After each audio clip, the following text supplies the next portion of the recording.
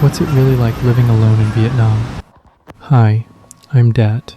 I'm 33 years old, born and raised in Vietnam, and I currently live alone in Hanoi. I've been unemployed for the past 4 months, and this small room has become my entire world. It's only about 12 square meters. I rent it from a group of students for around $30 a month. To many people, that might sound incredibly cheap, but for me, it takes up nearly half of everything I earn each month. The room is on the top floor of a 4-story building tucked away in a quiet alley in Hanoi. It's small, simple, and far from perfect, but right now it's the only place I can afford while I keep searching for stable work. Living alone isn't always easy. There are no roommates, no close friends dropping by, and no regular paycheck to rely on. Some days feel hopeful, while others feel uncertain. This vlog isn't about luxury or success. It's simply an honest look at everyday life, what it's really like to be a 33-year-old man living alone in Vietnam, trying to get through each day and build a better future. Come spend a day with me. I usually wake up around 6:30 in the morning. I don't jump out of bed right away. Most mornings, I spend a few quiet minutes scrolling through Facebook, catching up on the news, and seeing what's happening around the world. Today is a little different. I managed to find a part-time job loading and unloading goods at a warehouse. It's not a permanent job, but I'll get paid as soon as the work is finished. Right now, that's enough to help cover my daily expenses while I continue looking for something more stable. Before heading out, I need to get ready for the day. My room is on the 4th floor of the building, but the kitchen and bathroom are all the way down on the 1st floor. Going up and down the stairs several times a day has become part of my routine. There's a small open space just outside my room on the 4th floor. I usually brush my teeth, wash my face, shave, do my laundry, and sometimes even take a quick shower there. It's not the most comfortable setup, but after living here for a while, I've gotten used to it. Life isn't always convenient, but you learn to adapt. When money is tight, you stop worrying about having the perfect place to live. You simply focus on getting through each day, one step at a time. Once I'm ready, it's time to leave for work. Every small job matters because every dollar I earn brings me one step closer to a fresh start.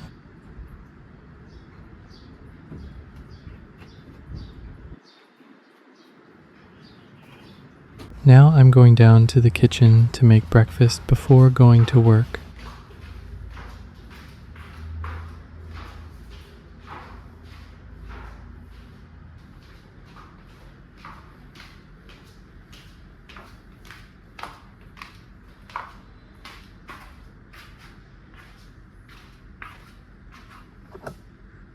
This is the kitchen where I cook every day. It isn't just my kitchen, it's shared by everyone living in this house. There are 4 rental rooms here, and most of the other tenants are students. I usually wake up earlier than everyone else, so I'm often the first person to use the kitchen in the morning. It's one of the few quiet moments of the day. As you can see, the kitchen isn't very tidy. With more than 10 people sharing the same space, it's almost impossible to keep everything organized. Every shelf, every corner, and every bit of space is filled with someone's cooking supplies or daily necessities. And this is the bathroom. It's built underneath the stairs to save space. It's small, simple, and definitely not the cleanest bathroom you'll ever see. I'm sorry if it looks messy. This has been my daily life for quite a while now. Of course, I wish I could live somewhere bigger, cleaner, and more comfortable. But right now, this is what I can afford. I'm not sharing this to ask for sympathy. I just want to show you what life is really like for someone trying to get back on their feet, one day at a time. Breakfast today is just a bowl of instant noodles. Ever since I lost my job, instant noodles have become my breakfast most mornings. They're cheap, filling, and only cost about 20 cents a pack. I won't be adding any sausage or eggs today. Right now, I'm trying to save as much money as I can. First, I boil some water. Then, I add the noodles and the seasoning. 3 minutes later, breakfast is ready. Simple, isn't it? In Vietnam, people sometimes jokingly call this driverless noodles because there's almost nothing to prepare, just hot water and a packet of noodles. It's not the healthiest breakfast, but for now, it gets me through the day. Come and have breakfast with me.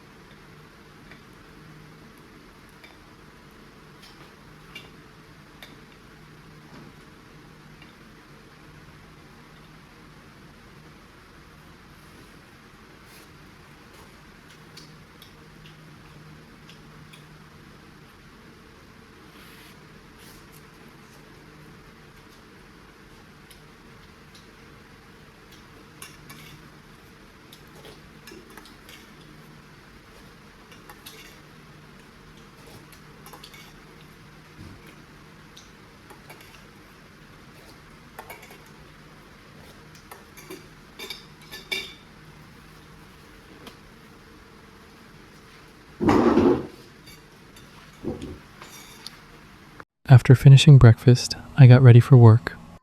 The alley leading to my rented room is very narrow, only wide enough for one motorbike.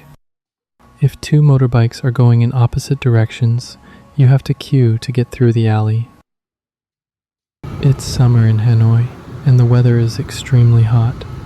During the day, temperatures often reach 38 to 40 degrees Celsius, and the humidity makes it feel even hotter. Every morning, I ride my motorbike to work. The warehouse is only about 5 kilometers from my room, but the trip usually takes 20 to 30 minutes because of the heavy traffic. Rush hour in Hanoi is always busy. Thousands of motorbikes and cars fill the streets, all moving slowly toward work or school. For many people here, this is just another normal morning. We spend a big part of the day commuting, especially in the summer heat. This is where I'll be working today, a large household goods warehouse here in Hanoi. Most of the people working with me are students or part-time workers, just trying to earn some extra income. Like me, they're here for a day's work and will be paid after the shift. The warehouse gets very hot, especially in the summer. That's why there are several large industrial fans running all day to keep the air moving. Even so, after just a few minutes of lifting and carrying boxes, you're already covered in sweat. I'm paid 90 cents an hour for this job. It's not a lot, but for now, every hour I work helps pay the rent, buy food, and get me through another day while I continue searching for a stable job. Let's get to work. My job is pretty simple, but it's physically demanding. When the forklift brings in a pallet, I unload all the boxes by hand and carry them inside the warehouse. After that, another team checks and tests the products. Once they're finished, I move the boxes back, pack them neatly, stack them onto pallets, and get them ready for the forklift to pick up again. I repeat the same process over and over throughout the day. It might sound easy, but after a few hours of lifting, carrying, bending, and walking, your whole body starts to feel tired. I can take a short break whenever I need one, usually for about 5 or 10 minutes. But because I'm paid by the hour, I try not to stop too often. The more time I spend working, the more I earn. It's hard work, but for now, I'm grateful to have the opportunity.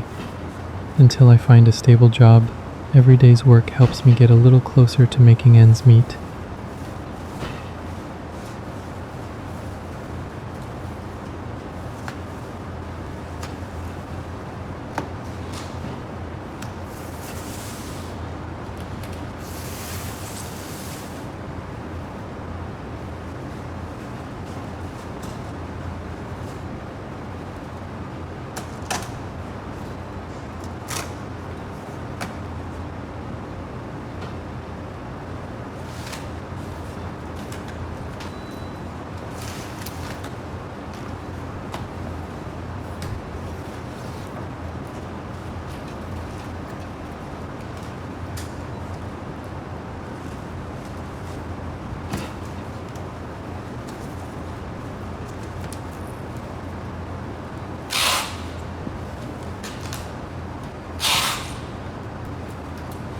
It's lunchtime now. I started work at 8 a.m. and we get a 1-hour lunch break from 12 to 1 p.m. I usually bring my lunch from home instead of buying food outside. Today, I packed some rice with stir-fried meat and boiled radish. It's a simple meal, but it's enough to keep me going for the rest of the day. Bringing my own lunch also helps me save money. Every small expense adds up, so cooking at home is one of the easiest ways to cut my daily costs. After eating, I still have some time before work starts again. There's no place to lie down in the warehouse, so I'll just lean back in my chair and take a short nap. Even 15 or 20 minutes of rest can make a big difference after a busy morning. Then it'll be time to get back to work. The afternoon is no different from the morning. I spend the next few hours lifting, carrying, packing, and stacking boxes, the same tasks, over and over again. To be honest, the work can feel repetitive and exhausting. Sometimes it feels like the day will never end. But right now, I don't have many choices. I'm going through a difficult time, and every hour I work helps me pay the rent, buy food, and keep moving forward. So no matter how tired I feel, I remind myself to keep going. I just hope that one day things will get better.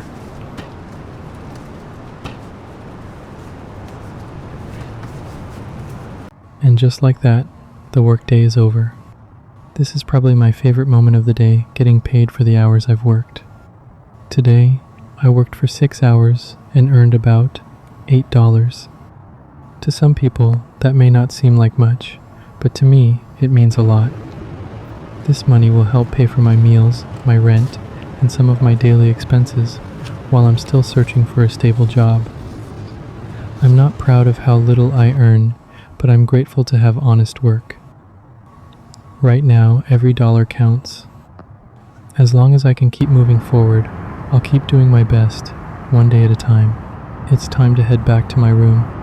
On the way home, I'll stop by a small supermarket or the local market to buy a few groceries for dinner and prepare lunch for work tomorrow. After a long day, cooking at home is still the cheapest option. It takes a little more time, but it helps me save money. Luckily, the traffic isn't too bad this afternoon. I'm really grateful for that. After working for hours lifting heavy boxes, I've already used up most of my energy. If I had to sit in a long traffic jam now, I'd be completely exhausted by the time I got home. All I want right now is to get back, have a simple meal, and get some rest before another day begins. And that's the end of my day. Just an ordinary day in the life of a 33-year-old man living alone in Hanoi, trying to get by with a low-paying job. Hanoi is still one of the biggest and busiest cities in Vietnam. Every day, millions of people are chasing their dreams here. But sometimes, no matter how crowded the city is, you can still feel completely alone. Lately, I've been feeling like I don't quite belong. I don't know what tomorrow will bring, but I haven't given up. I'll keep looking for better opportunities and keep trying to build a better life, one step at a time. If you've watched this video all the way to the end, thank you so much. I hope it gave you a small glimpse of what everyday life can be like for an ordinary person in Vietnam, not the tourist attractions, but the real life behind them. I'd also love to hear where you're watching from and what you think about my story. Please leave me a comment below. I read every single one. Thank you again for spending your time with me. Take care, and I'll see you in the next video.